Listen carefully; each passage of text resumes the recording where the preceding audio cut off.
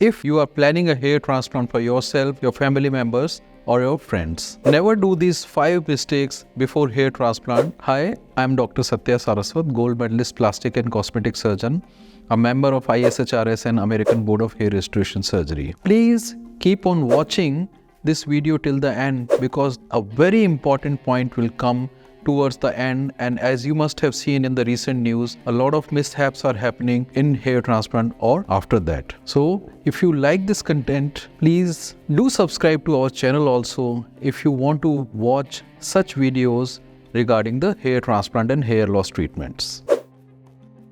The first mistake and the most common mistake is in choosing a doctor or a clinic. So what you should look is the qualifications of the doctor who is going to perform the procedure. As per the National Medical Council guidelines, a plastic surgeon, a dermatologist, or a doctor specially trained in the field of hair transplant can perform these procedures. Also, do check out before doing a hair transplant the involvement of the doctor in your procedure. Do check out the extent of the involvement. We are commonly seeing that there are clinics where doctor's involvement is bare minimum and almost entire procedure is done by the technicians and resulting in poor results thereafter at the end of the procedure. Also, do not be impressed by fancy techniques which a clinic may be naming to you and without any scientific basis for those techniques. Do check out if a clinic is offering you some fancy technique with the parent websites like ishrs.org where all the authentic information you can have about the procedures. Also, beware of words like 100% guarantee, 0% transaction rates. These are factually wrong. No clinic or no doctor can ever give you a 100% guarantee because this is a medical procedure. Do check out their success rates or success ratio and do discuss these points in detail. Also, see if the doctor is discussing a long-term planning for you, including your medical treatment, the grafts going to be used, the grafts remaining for future transplants, and how long you have to take the medical treatment, and is the doctor or their team discussing the entire procedure step by step in detail with you. So these are the important points you have to remember while avoiding the mistake number 1, which is like choosing the proper doctor and a clinic.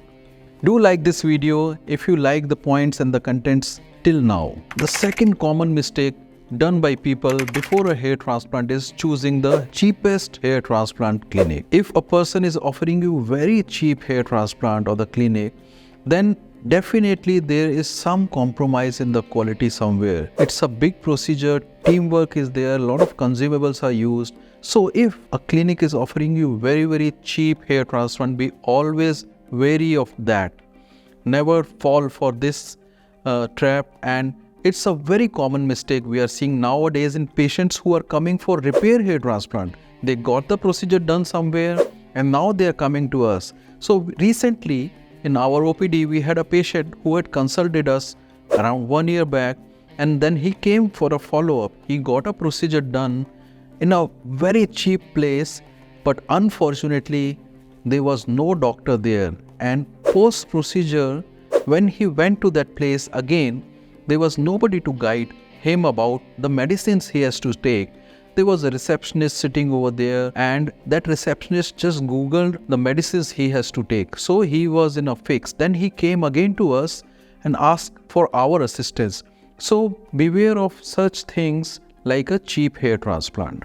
If you need any information about hair transplant, its procedure, or any expert advice, do write down in the comment section below about whatever your queries are. Now coming to the mistake number 3 is the graft calculations being done by the clinic. Do check out beforehand how the transparency about the number of grafts is maintained by that clinic. Sometimes you are just made to believe the number of grafts extracted. Nowadays, there are latest devices which show you the exact number of grafts on the electronic displays, thereby maintaining the transparency. Falling for a cheaper transplant, but actually getting very low number of grafts is a sure shot way to get a failed hair transplant later on. If you want to know more about these transparency protocols at our clinic, you can always call us at the numbers mentioned in the video below. Coming to the most important mistake which you have to avoid if you are planning a hair transplant. This mistake number 4 is not checking the safety protocols of the clinic. Unfortunately, in last few years, we have seen some major casualties happening in hair transplant. There were 5 deaths reported in India. There was 1 death reported in Pakistan in 2017. There were 22 deaths from Turkey in 1 year from dental and hair transplant procedures. In 2022, in Delhi, a person died because of the infection which happened during hair transplant. After that, the National Medical Council of India came out with the specific guidelines on how to avoid such types of mishaps which can happen. They came out with the protocols that every clinic or the hospital which is performing these procedures should have a tie-up with a nearby hospital or ICU setup. They should have a tie-up with an anesthetist, or they should be on a standby inside the premises if a patient has some medical problems which warrant such presence of a critical care doctor. The doctors or the team should do your complete investigation. They should ask you about medical problems if you are having any. They should ask you about any medicines you are taking, any allergies you are having, and then before the procedure, they should be doing the sensitivity test or allergy test before the procedure. During the procedure, entire procedure, your heart rate, your blood pressure, your oxygen should be monitored. Do ask them about the antibiotic policies of that clinic. So if a hospital or a clinic is having a setting in which they have complete safety protocols, they have safety medicines, I mean emergency medicines, they have defibrillators, oxygen, the setup is completely suitable and suited to meet any such emergencies, then that is the place to go. Do not go to a place where these facilities are not available. Otherwise, you may land up in a big problem. And this is one of the most important point which you have to remember before planning a hair transplant. Do watch this video in the link given above if you want to know if hair transplant is a safe procedure. Now coming to the mistake number 5 is that people often think that one hair transplant is going to solve their hair fall or baldness problem for the life. This is a mistake. Even more so if you think that you do not need any medical treatment or any other intervention apart from just a single procedure.